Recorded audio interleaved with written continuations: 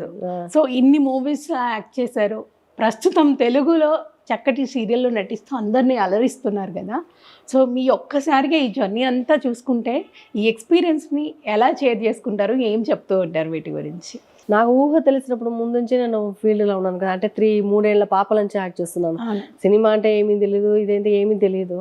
అంటే మా family situation వల్ల నేను ఫీల్డ్కి రావాల్సి ఉండింది. అప్పుడు 3 పాపల నుంచి నేను యాక్ట్ చేసి మా ఫ్యామిలీని నేను చూసుకున్నాను ఆ టైంలో. సో మూవీస్ చాలా చేశాను. అప్పుడంతా సీరియల్స్ అంతా పెద్దగా లేవు, అప్పుడు ఎప్పుడో దూరదర్శన్ సీరియల్స్ ఉంటాయి, మన అదంతా చేసింది లేదు అప్పుడు.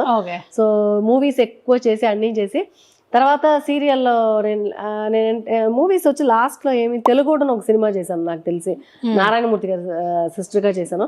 అంతకుముందు వజ్రం అనే ఒక సినిమా చేశాను, నాగార్జున గారి సిస్టర్గా చేశాను. అంతకుముందు అమ్మాయి కాపురం, ఆడవాళ్ళ మధ్యగా అని కొన్ని తెలుగు నాకు చాలా తక్కువ. పెద్ద అమ్మాయి అయి చేసింది తెలుగు తక్కువ.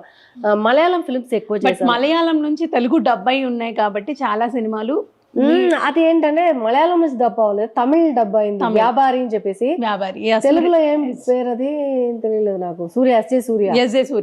అది నేను తమిళ్లో చేసింది లాస్ట్ ఫిలిం అంటే ఇంకా ఫ్యూచర్ లో చెయ్యొచ్చు, బట్ ఇప్పటికి చేసిందేమో ఆ ఫిలిం చేశాను, వ్యాపారి.